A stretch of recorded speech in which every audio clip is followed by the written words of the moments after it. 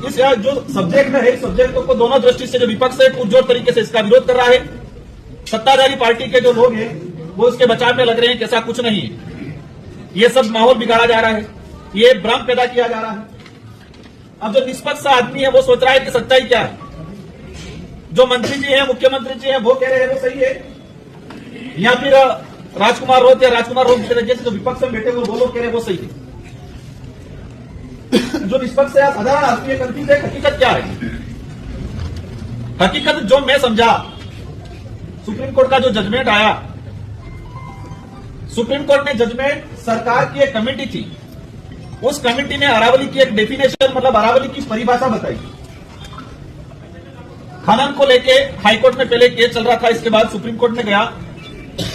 तो chief justice जो गवई थे भी रिटायर्ड हो गए, इनके साथ दो अन्य जज थे, तीन लोगों की बेंच ने इस पे सुनवाई की। वो सुनवाई या डिसीजन जो दिया वो सरकार की सिफारिश पे सरकार को कहा था कि आप कमेटी बना के अरावली की परिभाषा बताओ कि अरावली किस तरह से है, वर्तमान स्थिति क्या है, इसको कितना संरक्षित रखना चाहिए, कितना सेंचुरियां हैं, कितने अभ्यारण्य हैं, कितने पे खनन करने की जरूरत है या कितने को खनन के लिए अलाउ करने की जरूरत है। केंद्र सरकार ने मेरी जो जानकारी में 4-5 लोगों की कमेटी बनाई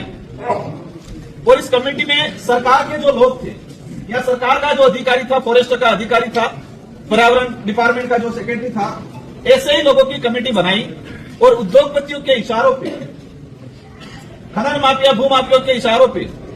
इस कमेटी ने एक परिभाषा बता के दी कि अरावली यहां से यहां तक है, अरावली में इतने इलाके में पहले से माइनिंग अलॉट है और इतने इलाके में और माइनिंग की जरूरत है, या भविष्य में कर सकते हैं। तो अरावली 100 मीटर मतलब 100 मीटर से ऊपर वाली पहाड़ी है उसी को अरावली माना जाए, बाकी 100 मीटर से नीचे वाली जो पहाड़ी है उसको अरावली नहीं या अरावली का हिस्सा नहीं मान के उसको खनन के लिए लीज पे देने का प्रावधान कर सकते हैं, ये सरकार ने सिफारिश की। और इसी सिफारिश के आधार पर सुप्रीम कोर्ट ने फैसला दे दिया कि अरावली पर्वत श्रृंखला में 100 मीटर से ऊपर वाली जो पहाड़ी है उसी को अरावली पर्वत श्रृंखला का मुख्य हिस्सा माना जाएगा, उसी को संरक्षित किया जाएगा, यहां पर किसी भी प्रकार की माइनिंग अलॉट नहीं की जाएगी। सुप्रीम कोर्ट ने फैसला दे दिया। अब सरकार कह रही है, हम कह रहे हैं कि सुप्रीम कोर्ट का जो जजमेंट है उसमें है कि अरावली की जो लंबाई कहां से नापेंगे,